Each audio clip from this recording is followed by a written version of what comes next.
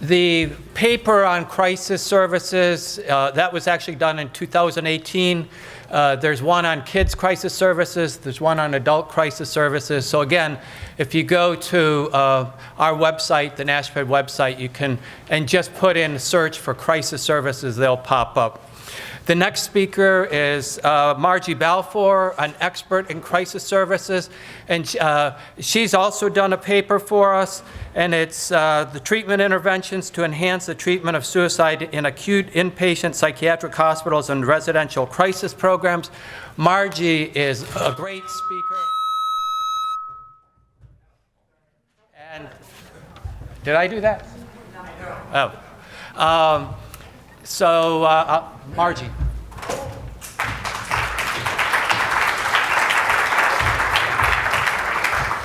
there a clicker up here?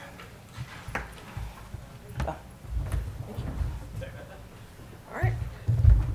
Well, thanks for having me. Like Brian and David said, I'm also in Arizona. I work for an organization called Connection Health Solutions. We run crisis centers as well.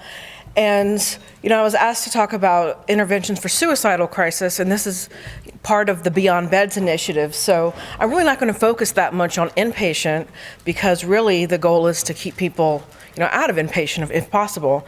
And I'm going to piggyback a lot on a lot of what David just said too, as well as the Crisis Now framework. But first, I kind of want to start with this scenario. So it's Friday at 4:30, and the phone rings. Like, that's never good, right? And it's your spouse's boss who needs help with his brother, and you're like, well, why the hell are they calling me? Well, this is the International Mental Health Leadership Coalition, right? So you're mental health leaders. You have a particular set of skills that you've acquired over a very long career. People expect you to know things. So, the brother's been texting the family about how he'd be better off dead. They're worried that he might hurt himself. He might also have a drinking problem. Maybe he needs detox also. So what do you advise that they do? And you kind of don't want to, give them bad advice, because this is your spouse's boss here. So you certainly don't want either one of those two mad at you. So I don't know if this is international. I don't know if you have Family Feud in your country, but so this is sort of a group exercise. So how many people say he goes to a psychiatrist, he has a therapist, so call that person on Friday, 4:30 p.m. Yeah, so if this is a psychiatric emergency, please hang up and dial 911, otherwise stay on the line and ponder the kind of person who would call here in the first place in an emergency, and we'll be with you on Monday. So that's not too helpful. All right, so then call 911. Well, this was on the news the other day.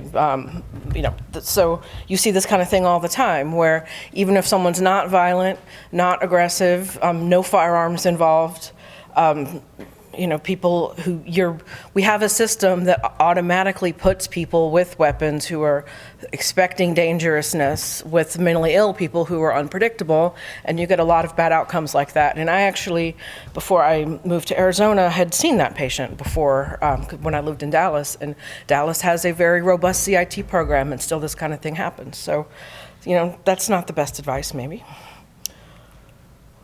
What about go to the ER? Okay, well, that's usually what happens in the ER, right? It's not the best experience. Okay, so next down your list is, we have a crisis center. So they take him to the crisis center. Oh, but he's drinking. So, too drunk. Can't have somebody too drunk in the crisis center. Well, then maybe he needs to go to the detox center. Oh no, he's too dangerous for the crisis center.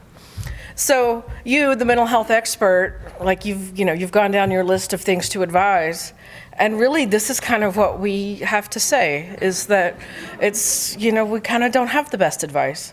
So, part of what, and piggybacking on the Crisis Now work and other work that's going on, is we need to not do this. We need to treat a suicidal crisis, it's an emergency, not just as important as an emergency as medical, it's an emergency, period.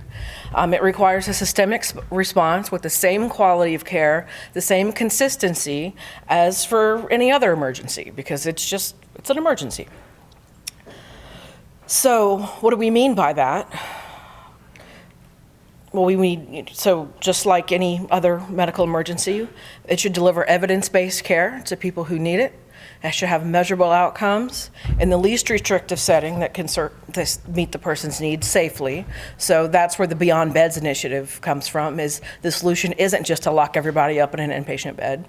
And by the way, doing this often tends to be the least costly as well. So it's a good use of our limited resources.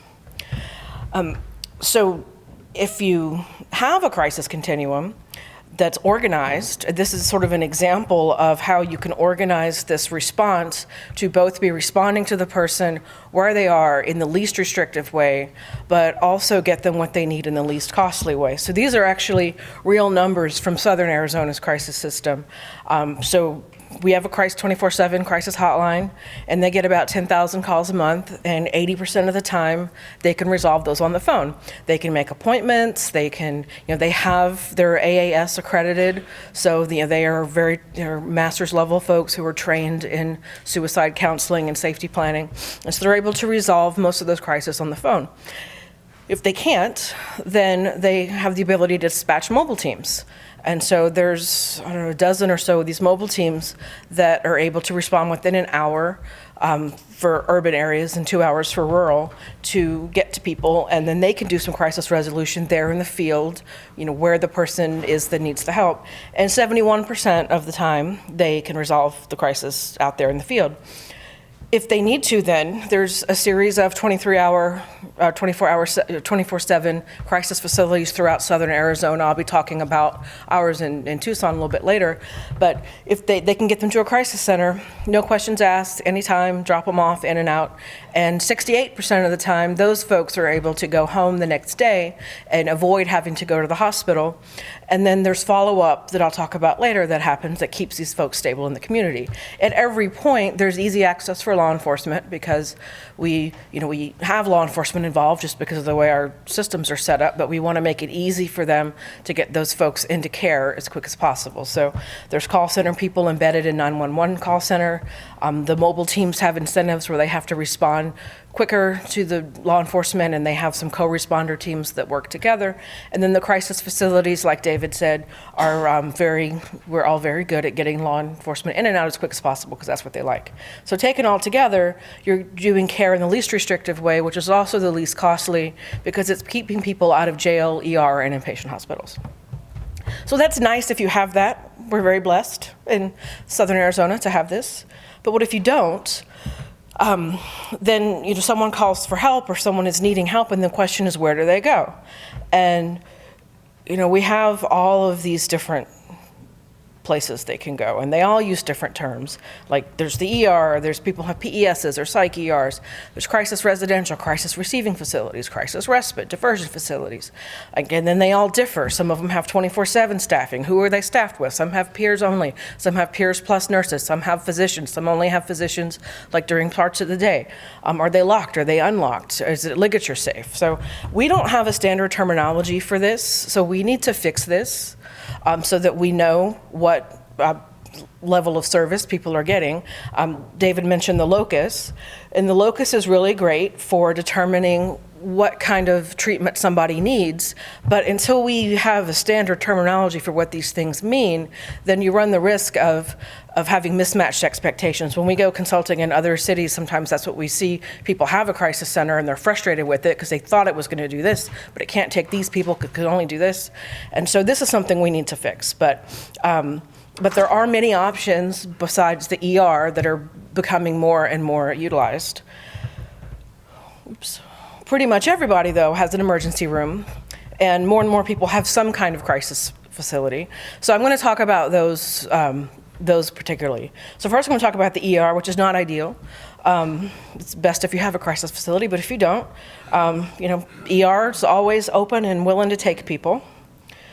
And the first question that comes up in the ER so about suicide is, well, do we screen for suicidal ideation, or do we not screen? So this is a kind of a bit of controversy. The Joint Commission has their national patient safety goal around suicide. For those of us in behavioral health facilities, it's easy. We screen everybody because that's just what we do.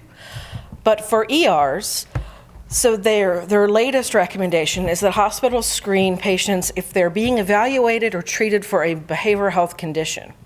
using a validated screening tool.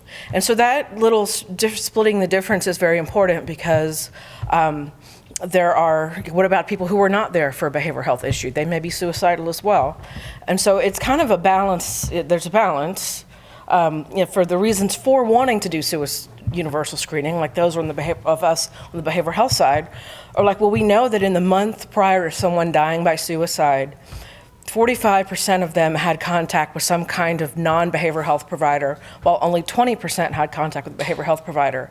So there's an opportunity there to maybe be catching people who might be suicidal that you wouldn't if you're not asking. And then we know in the ER, the ED SAFE study, which was a multi-site study that looked at universal screening in I think 7 or 8 different EDs, that when they started doing universal screening, their detection rate went from just 2.9% screening positive for suicidal ideation to 5.2. So there's definitely people that are being missed by not doing universal screening.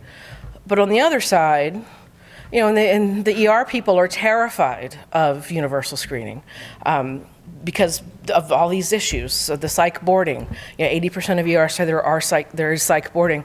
A lot of these stats came from an ACEP, American College of Emergency Physicians study, survey, and I forgot to put my favorite thing on here where they just simply asked all the ED docs on your last shift how many patients were boarding for psych, and like 10% of them said there were 10 patients or more boarding for a psych bed on their last shift. Most EDs don't have any kind of psychiatric care whatsoever. There's a huge cost to it. It's terrible for the patients, and it's a huge burden and strain on the ER, so they're terrified of this. However, so what should be the recommendation? So I'm also belong to an organization called the American Association for Emergency Psychiatry, and it's a unique group because it's a mix of psychiatrists and emergency medicine docs. And so, if anyone's gonna have like a balanced, we fought it out and had a kind of a balanced consensus, is that, we should have universal screening for all patients in the ER and the appropriate funding for doing the screening and then the services that you need for the positive screens, because it's not good enough to say, well, we're not going to do screening because we don't have the resources to take care of people with the positive screens. Like you wouldn't not check somebody's blood glucose because you don't have insulin in the hospital, right? So it's the same thing. And then to illustrate that it is possible, this just happened to be from a hospital this hospital where I used to work at before I moved to Arizona. They implemented universal screening kind of under duress from CMS because they were under some CMS oversight. But I remember there were screaming matches in the C-suite before they did this, before I left, because the ER was they see 10,000 patients a month go through that ED, or it's more than that. I think it's 15,000. And the idea of screening that group for suicidal ideations when they were already overwhelmed with the psychiatric patient in the ER, they were like, no way. And it got it was a knockdown, drag out screaming matches. Well, so finally they did. And this is the study that they published in the Joint Commission's Journal, along with a editorial commentary that was also in that journal that basically says that the experience at Parkland Hospital shows that it's feasible to do this in a huge hospital setting. It can save many lives, and it does not represent this opening of Pandora's box that people are afraid of. Now, they did have to bring in additional psychiatric resources. Mostly a lot of social work resources to shore up what the psychiatrists were doing, but all in all, it was a positive experience, and it didn't cause the entire emergency system to crumble. So there's lots of different screening tools that, because that's the Joint Commission's wanting an evidence-based screening tool. So one of the most common is the Columbia. That's what they used at Parkland. The ED SAFE screener is a 2-step screener where there's 3 questions that the triage nurse does, and then a secondary screen that the physician does if they screen positive. The things to consider when implementing those, you want it to be quick. One of the things that came up, at Parkland when they were arguing against doing screening is, well, it's just 5 more minutes per patient, but they triage 700 patients a day. So if you add 5 minutes times 700, it doesn't seem like a lot until you multiply it by 700. So it needs to be quick and simple and easy to train, because these triage nurses are not mental health nurses. It needs to be integrated into the workflow, not a bunch of extra paper that they have to do and then scan it and that kind of stuff. And then really importantly is then what do you do with the positive screens? Because that's what really frightens emergency rooms. And it's to, well, we can't just put everybody who screens positive. You don't want to just, okay, now you're now involuntary and take off all of your clothes and give us all your belongings because you answered yes on this question, because, I mean, I would lie if that, if they did that. So you really need to have protocols for what do you do with low, moderate, high risk, and who gets seen by who and by when, and what you're going to do with those patients, and who can be voluntary and involuntary. And then critically, though, a lot of, just because you screened, you're not done. Screening is only the first step. So after a screen just tells you that you have to do, there's somebody who needs a further assessment. So the next you go into the assessment phase. And this is kind of what they expect of us psychiatrists around suicide assessment sometimes, is look into your crystal ball and tell me if this patient is safe and will never have an adverse outcome in their entire life, so that I have no risk whatsoever in discharging this person. But what it really entails is a lot of collaboration, because suicide risk assessment doesn't happen in a vacuum. You're talking to families, and you're talking to their clinics and their natural supports, and all of those things are helping you determine what their risk is, but also in what level of care do they really need, not just put everybody in an inpatient bed.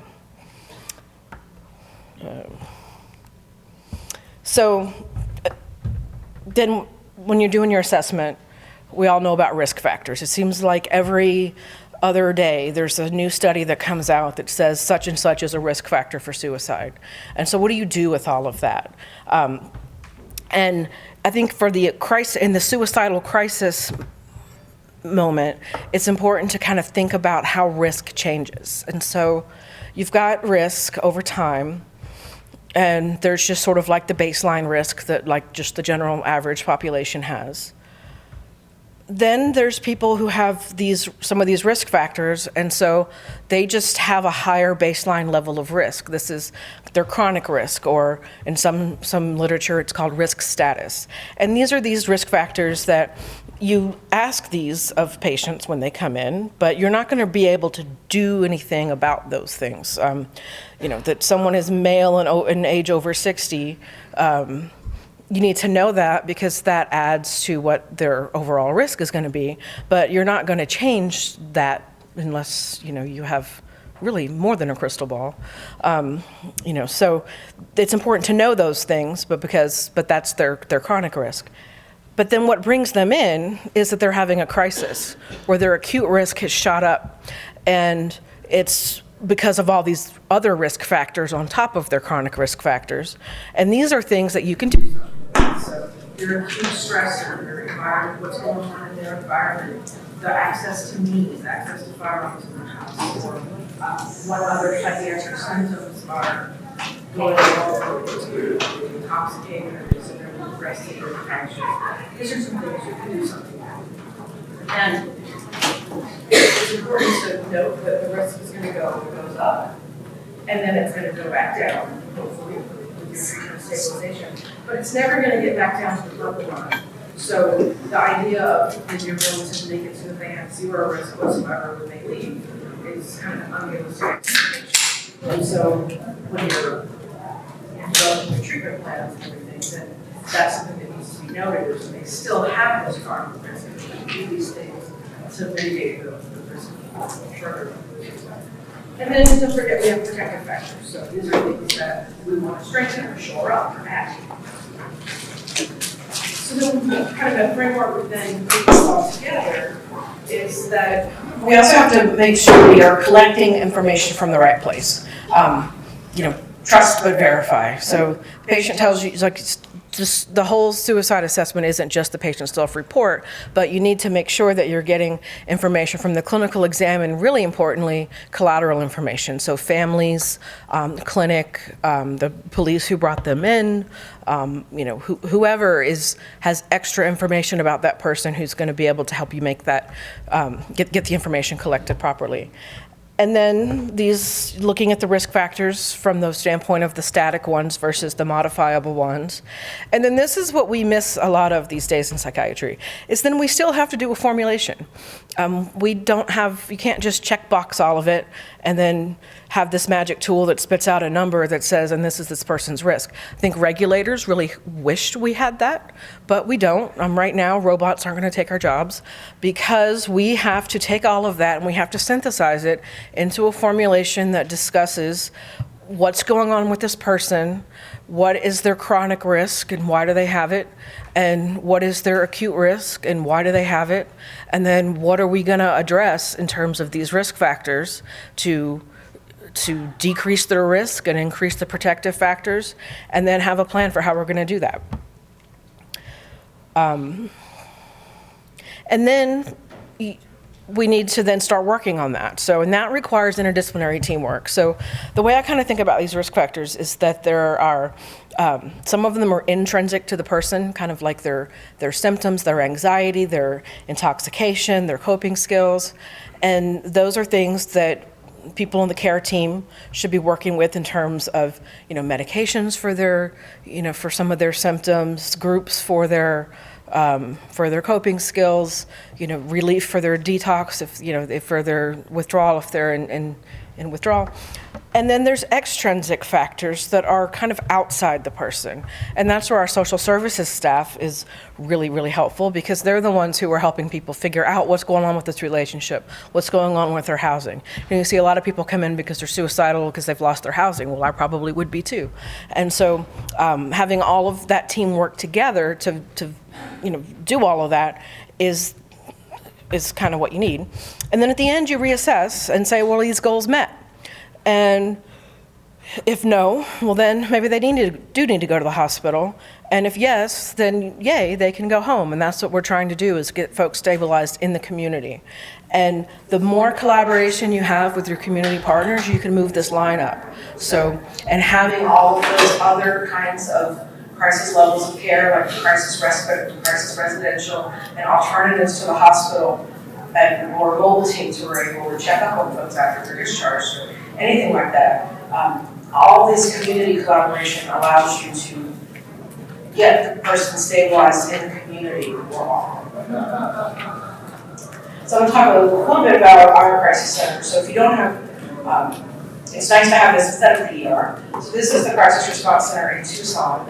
And Pima County, our county, built it with bond funds in 2011. We serve about 12,000 adults, 2,400 kids in a year, and it is a law enforcement receiving center. We never turn anyone away, but we also take people who walk in, come from clinics, come from mobile teams, and we have an urgent care clinic and an overnight 24-hour observation unit where we can do this work that I just described over the space of about 24 hours. And it's also meant to be a place of cooperation. So there's space where different agencies have their staff co-located. We have a peer-run organization that is co-located there, Aftercare. And it's on a campus that's next to an ER, mental health court, and a psych hospital as well. Like David mentioned, we want it to be easy for the cops to bring us rather than to ER. So they've got their own entrance and their office and everything. And then we want to have an environment that is safe for them. So think about an emergency room where you're in this crowded place, but they usually stick you in a room by yourselves with a bunch of dangerous stuff in it, like IV tubes and holes and whatnot. And they put a one-to-one sitter with you to make sure you don't hurt yourself between those things. But they don't let you out of your room. And then you stare at the wall for 12 hours while you're waiting for a bed, zero treatment. That is not like a super therapeutic environment or a super safe environment. So what we have is an open area so we can observe people continuously, and also have an area where they can get up and interact with folks. Back in the day before we even had beds, we had no new therapy. Because being able to interact with people is self-therapeutic. And then we have literature safety standards like an inpatient unit would have. In our 24-hour observation unit, that's where this interdisciplinary teamwork happens. Those are our peers. They run groups on the unit several times a day. They are enormously helpful, especially with our people coming in with suicidal thoughts. Most of them have been there themselves, so they're able to talk about what helps them. Some of them have been patient therapists with me before. And a core feature is early intervention. Like the earlier we start treatment, then the more likely it is that we can figure out what they need and get it to them and get them stabilized. So we measure our door-to-doctor time is 90 minutes or less, and that way we can start medications for detox and things like that, as well as aggressive discharge planning where our social workers are talking to the families, talking to the patients, talking to the clinics, and getting all that arranged. And really it's a culture shift. So people don't come in and go, okay, now we're going to triage you so we can get you to the hospital. We assume you're going to go to the OBS unit, and then we assume that we're going to resolve your crisis, and then only if after 24 hours we haven't, do we start to pursue hospitalization. And so as a result, 60 to 70% are discharged the next day. And then a key feature of before discharge is everyone needs to leave with a safety plan. And there are multiple different safety plans out there. The Brown and Stanley one, I think, is one of the most widely used, and it's easy to do. It's just 6 questions. You can even, like New York made an app, so you can have a help them do a little app on their phone, and and that intervention of itself has been shown to be effective in reducing suicide. And then after, because then you're not done, so you need the systemic response. So after the crisis, there's, like I said, there's various crisis residential step downs that you can have.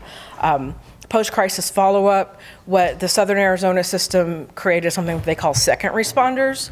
So they do some follow-up after the crisis, so making sure some of them are focused on post-crisis things, some of them are focused on specific problems, like people who are at risk for losing their housing, or at risk, or they have CPS involvement with their kids. And then getting folks into outpatient services. And then you're always going to have the folks who are chronically coming through. And so having special plans for those, we call them our familiar faces, because it's a little nicer than high utilizers. But those folks need some maybe individualized plans for when they come in. And then putting it all together, the point is that just doing one of these things is not enough. It has to be a systemic approach.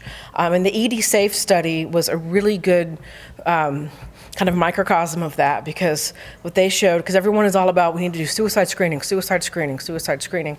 Well, they showed that screening alone didn't do anything to the rate of future suicide attempts. It's only when they combine suicide screening with these other interventions, such as then screening leading to a more thorough assessment, and then having safety planning, and then having follow-up phone calls after. And then they saw 30% fewer suicide attempts in the year following.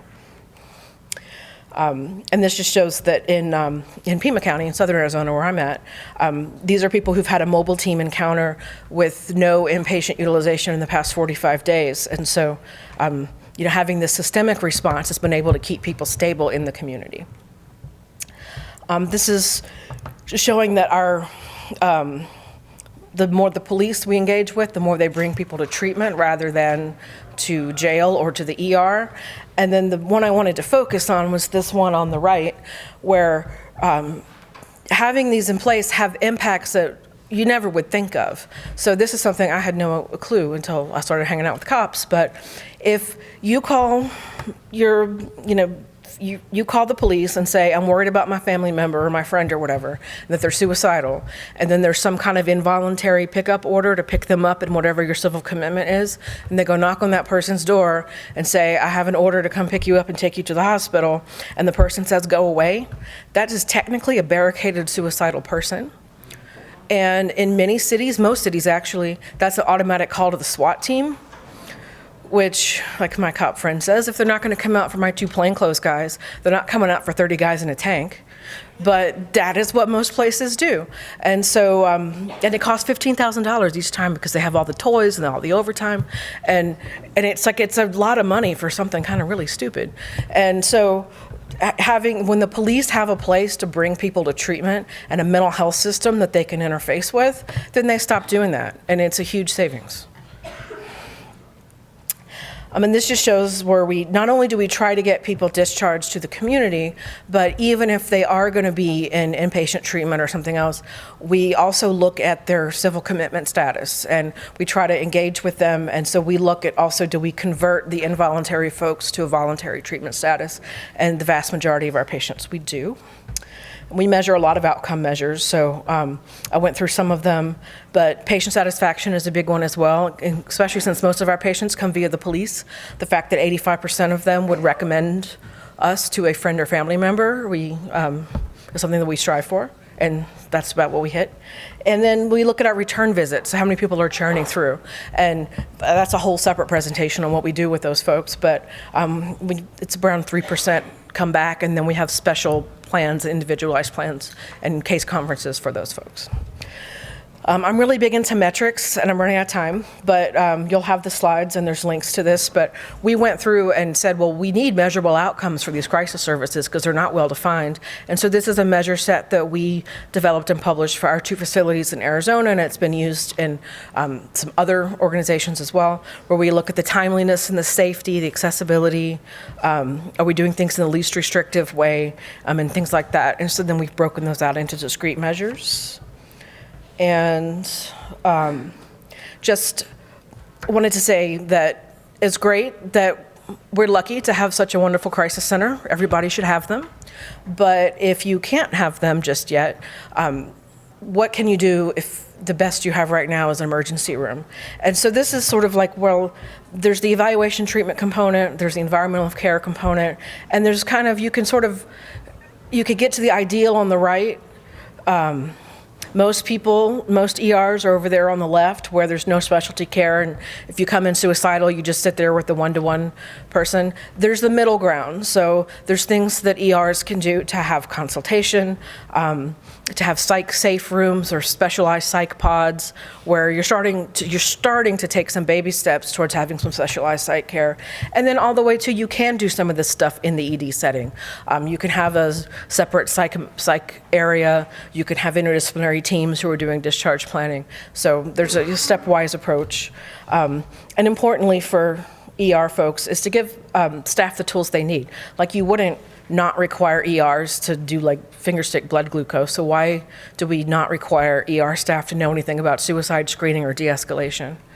And then for the aftercare, like just that whoever is working in your ER on aftercare for our suicidal folks is to really look at discharge planning isn't just giving a referral, but it needs to go beyond that. So knowing the local resources, the follow-up phone calls are a huge thing. It actually, you don't have to do them yourselves. There were some grants that SAMHSA had a while back to have ERs partner with crisis lines like Lifelines, and then they would do outbound calls, and that was shown to have a reduction in suicide attempts and be cost effective. So there's, and then having peers in the ER can really add a lot. So there's lots of different strategies that you can use to try to get to the ideal when you're not quite there yet. And so with that, I will end.